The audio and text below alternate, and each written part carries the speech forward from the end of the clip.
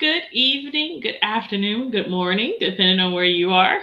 It is another wonderful day at the International Great Black Read Aloud Day. It is Women's History Month, and we're inviting everyone, you still have time left in this month. We are inviting everyone to take some time and read about someone who's making history or made history in your field.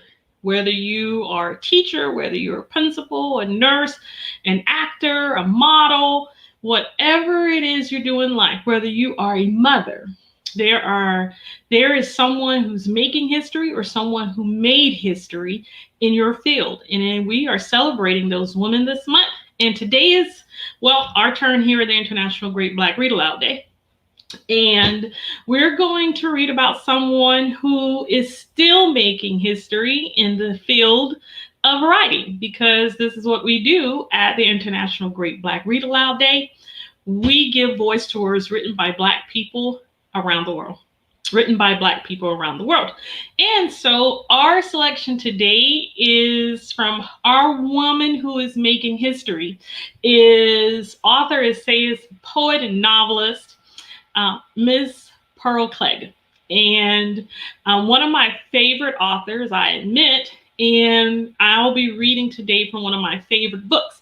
So a little bit about Miss Pearl Cleage is that she has been in her field for over 40 years.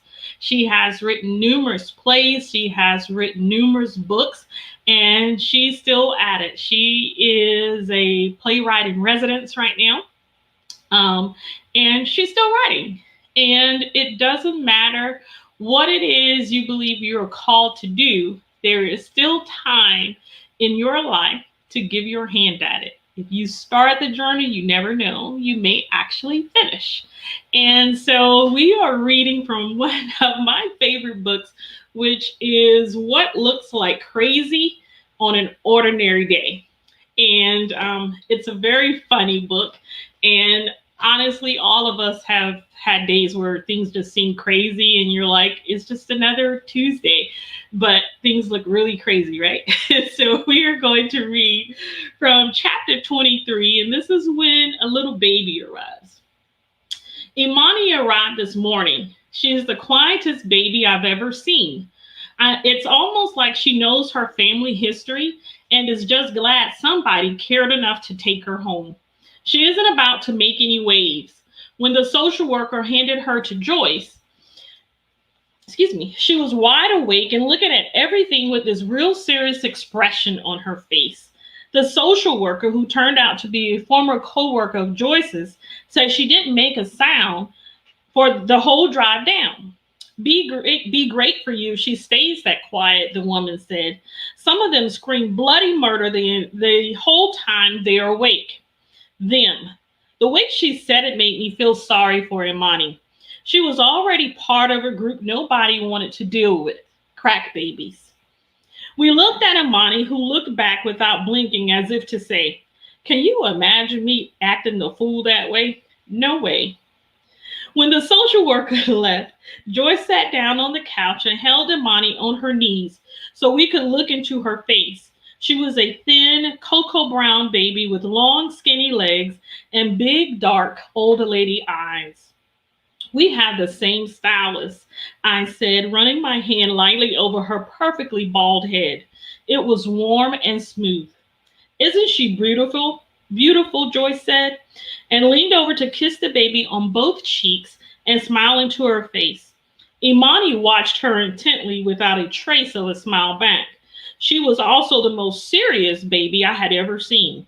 The idea of chucking her under the chin or tickling her ribs was out of the question. I'll bet she has plenty to say, Joyce said. Don't you? But you have to get someplace safe before you tell your secrets. Isn't that right? I think that's right.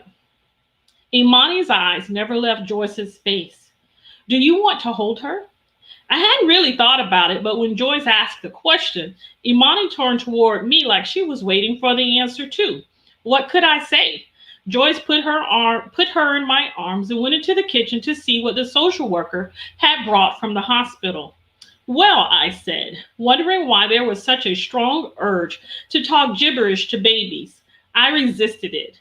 You made it, huh? Got born anyway. She looked at me with her old lady eyes like it had already been quite a trip. I was glad that she had landed here with us and hadn't had to go with her angry Aunt Mattie and her crazy Uncle Frank. You don't get to pick your family, but sometimes it's good to have options. I ran my hand over her little head again, and she snuggled against me in a way that made me feel a surge of what I guess was maternal protectiveness. Imani had already kicked a drug habit cold turkey and outrun the HIV her mama was sending special delivery. She was stronger than she looked, and somehow that made me feel stronger too. You go, girl, I said, with your bad baby self. All of a sudden, I heard Joyce burst out laughing in the kitchen. But before she could explain, Eddie pulled up in the yard. Joyce stopped laughing long enough to introduce him to Imani. I handed her to him, and he held her easily, like it was a perfectly natural thing to do. I like that. It always pissed me off when men would go all thumbs if you asked them to hold a baby. Eddie even knew how to support the head. Imani gave him the same unblinking consideration she had bestowed on us, while Joyce showed us what was so funny. At the bottom of the bag, the social worker had brought with bottles, diapers, bibs, and teethering was a sort of harness thing that lets you pretend you're breastfeeding when you're really not. Supposedly, some brother wanted to experience the joys of breastfeeding and invented this bib with tubes to simulate that. Eddie and I agree this is not a brother that either one of us has any interest in getting to know. Bottle feeding is one thing, but trying to fool the kid into thinking the milk is coming from inside you when it's really cow's milk seemed a little weird. Joyce said we're just scared to open up to new experiences and that when Imani gets older, she's going to tell her how we acted. We all laughed, but in the middle of it, I realized I'm probably not going to be around for much of Imani's life. 2 days ago, I wasn't even sure I wanted to spend the summer with this kid. But now I'm starting to really feel sorry for myself, picturing Eddie and Joyce witnessing her first steps without me, going to her dance recitals and softball games, taking snaps at her high school graduation. My brain went through a fast forward of Kodak moments where I was conspicuously absent. I almost started crying at how much I was going to miss. And then I thought, forget it. I'm well right now, and I'm not going to make myself sick worrying about what's going to happen next. So I took a deep breath, like they keep saying on this meditation tape, and tried to focus on being right in this room, right in this moment. And I actually felt better. It was amazing. I dragged that scared part of myself kicking and screaming into the present moment, and it was so good to be there. I started grinning like an idiot. I hope I can remember this feeling next time I'm blubbering into my pillow because I can't count on the next 30 years. One day at a time. I ought to have that tattooed on my forehead. One day at a time. Our selection tonight has been from Pearl Cleage, What Looks Like Crazy on an Ordinary Day. As I said earlier, one of my favorite books. And Pearl is making history, this Pearl, because she is still writing and still authoring and still creating plays. And her latest play was 2019. And I will tell you that you will not be sad if you get a chance to read one of her books. You will laugh your way through it. You'll cry too, but you will certainly enjoy it. And so today is, well, this month is Women's History Month. And today is our day on the International Great Black Read Aloud Day. We may come back a couple more days. We have a few more days left in the month. We may be back with some other entries, but we just want you to know that women are making history every single day, from the classroom to the boardroom to the White House, to your own house. You're making history every day. You have a story, live it aloud.